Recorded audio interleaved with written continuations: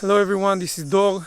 Today I want to talk to you about Gremlin type 3. Gremlin is our irresponsible part, the king of our shadow world, our source of nonlinear possibilities, a good comrade for the path, to watch over our survival, helping us taking care of our survival, even if consciously we cannot do it. Our irresponsible part, our gremlin, can do that.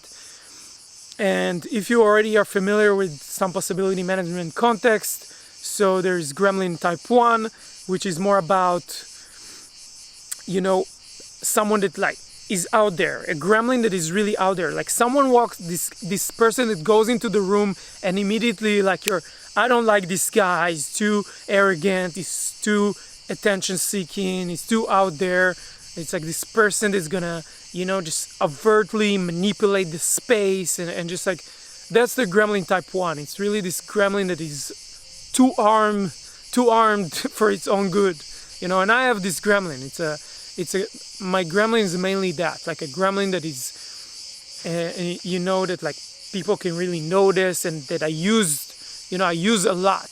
Like before I was conscious of gremlin work and before I started to decontaminate my gremlin from my adult, I used to use my gremlin for so many things. For example, like humor. Like most of my humor was about laughing at other people or feeling like I won, they lost, or arguing with people.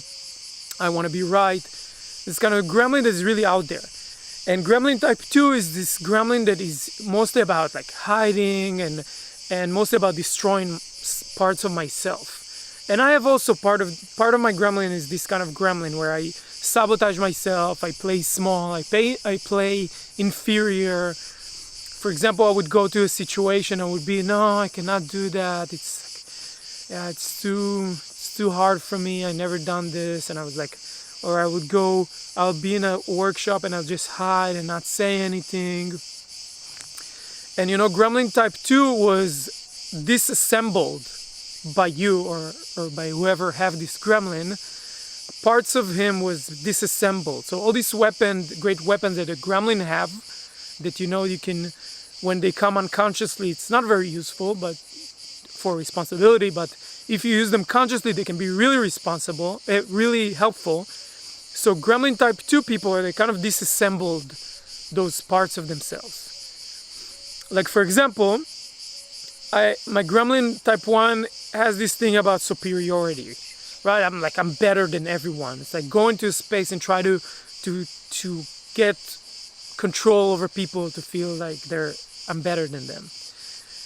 And that is not very useful if you do it unconsciously, because people feel it, so they either hate you or they don't want anything to do with you. They don't want to, break the connection, or they play along with that and let you play superiority, and then they take revenge on you, or they just create low drama with you. They just go into this and becoming the victim of you, and then it becomes this huge mess that it's taking you on this mess.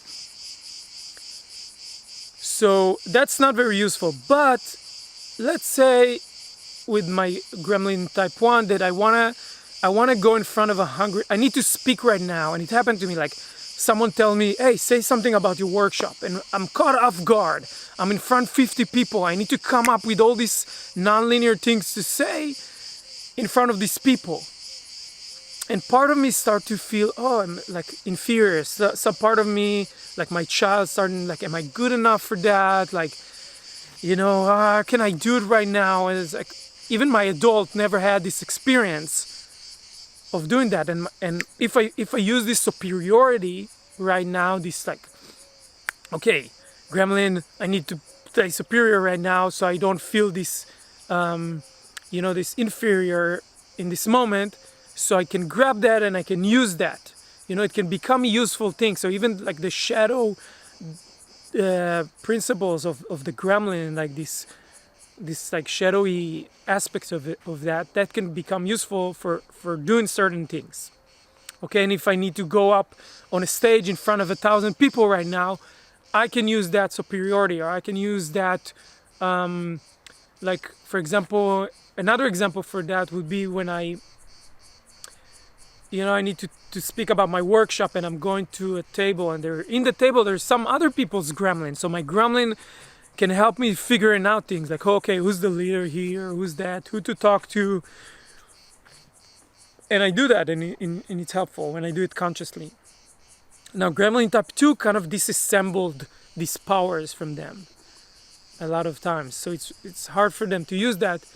So it's helpful for Gremlin type 2 people to assemble back those powers of the Gremlin. And there's ways to do it. You can check more about this research in a research that is called Gremlin Transformation in Possibility Management, and other Gremlin website and research that have been done about it. So I want to talk for a second about Gremlin type 3. So Gremlin type 3 is something that I discovered. It is about people that outsourced others people gremlin into their life to create those messes, to create energetic messes, to create low drama, to create these problems in their life. So, for example, just a story about that. I had a client, and like this client, when I worked with him in the beginning, I was like, wow, such a great person. Like, they don't even have a gremlin, or do they even have a gremlin? Like, they're, so great. They don't play low drama at all. Like, I don't even feel their gremlin at all. So in my mind, I was like, okay, maybe some people are with a very small gremlin, or they don't have a gremlin at all. And this person didn't have type 2 gremlin. It's not like they were hiding, or it's not like they disassembled like things in their gremlin. And I was like, where is the gremlin? And after a while, when I worked with them, I suddenly realized that their gremlin was in their partner. I met their partner, and I was like, their partner is their gremlin is out of control. They're just basically letting their gremlin off the leash, go do whatever they want, going wild all the time with their gremlin. And then my client was really, it's like a big problem he had. It was really his partner. And so their partner was like really letting the gremlin create a lot of messes in their life.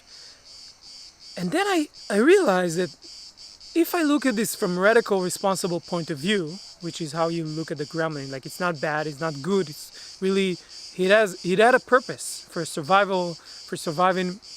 I'm like, this person, my client, he married that person. Like, he brought this person into their life.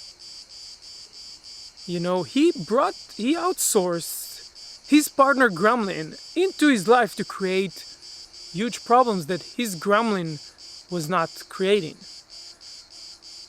It's like this game where this, and it was not only with his partner, it was like this person's strategy, or their gremlin strategy, was to bring other gremlin into the life to create the messes for them.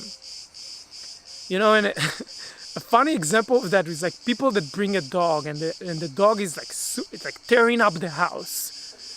And they're like oblivious to that. They're like, oh, such a good dog, and just like such a great. But they brought this dog that create huge messes in their life, and they, they're so organized, they're so great. But their dog is going off biting people, and some people need that energy in their life. They need the energy of a huge gremlin that creates a lot of messes.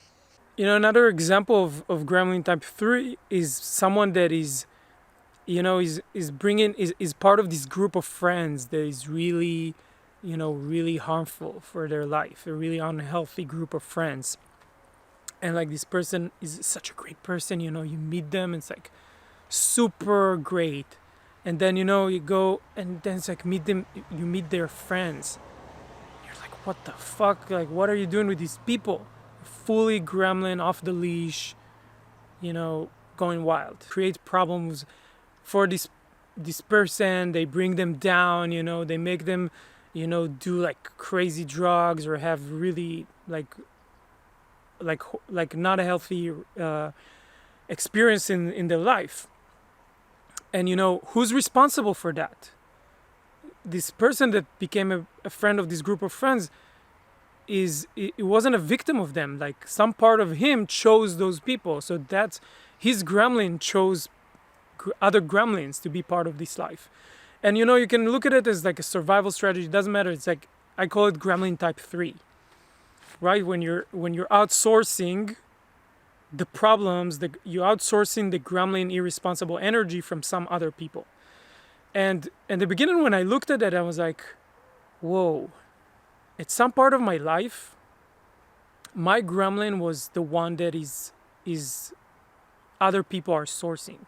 You know, a lot of times in my life, when I look back, I can see how some people that I was with were sourcing my big gremlin to create problems, create troubles in my life. I definitely did create a lot of, a lot of these troubles and energetic messes. And some people that were with me, like I clearly can remember some friends that are, like I was like, whoa, that's a great, like such a great person. He doesn't cause any trouble, and I'm like the troublemaker.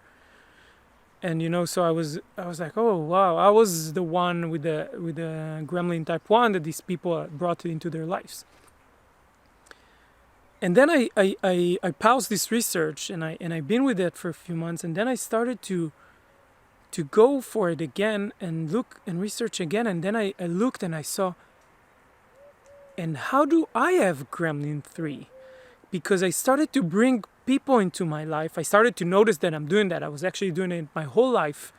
I was bringing people into my life that had huge gremlins, that created a lot of problems, like beyond, like even if especially when it was in periods that I was like, okay, I'm taking control of my life, I'm becoming more responsible.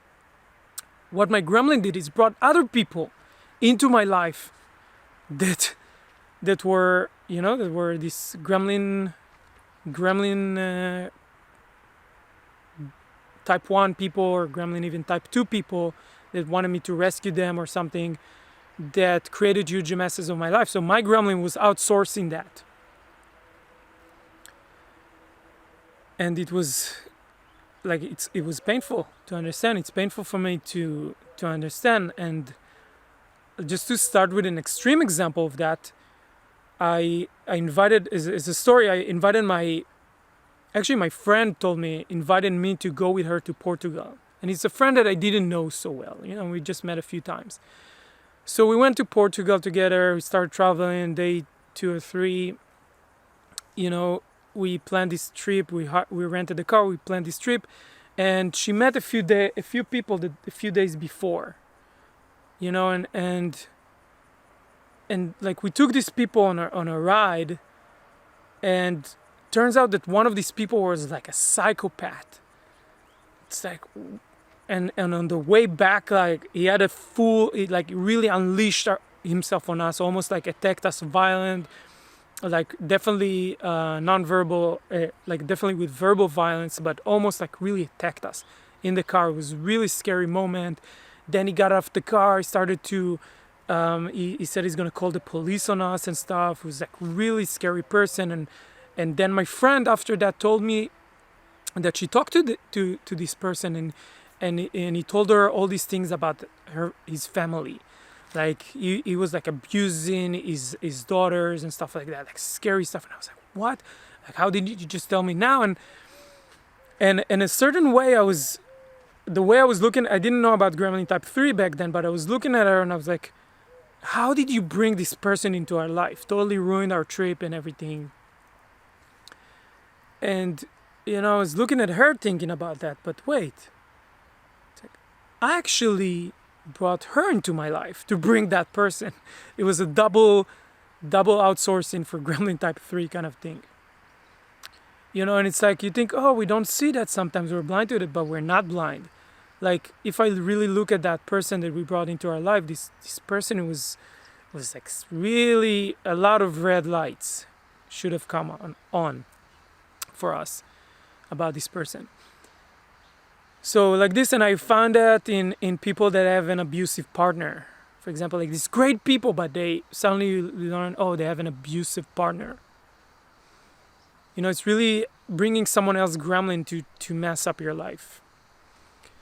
All right, so this is type 3 gremlin. And what I promised to talk about in the last video is that gremlin type 3 is not the last man standing. So in my last video, I talked about the last man standing. So if you didn't watch it, you can click on the link below and watch the last man standing. What is this about? And if you already watched it, what I wanted to talk about, it's not the same thing. So here's what happened to me. For a while after learning about the last man standing, I was thinking, okay, these people that I bring into my life, into my house, into my workshops, into my, into my life really, it's the last man standing thing. Just like every once in a while you have the last man standing, they're going to be there anyways. But then I realized, no, I'm doing the type 3 gremlin thing. I'm outsourcing huge gremlins into my life to create problems in my life so I wouldn't move forward, so I wouldn't take more responsibility, so I wouldn't have a clean space to do what I'm here for to do in my life, right?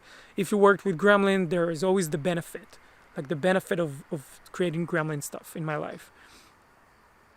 And the reason I realized that is almost like the last man standing is, when I see other space holders, when we're talking about them, the last man standing is not such a big thing. You have this person with a little bit of resistance in your space and you include them.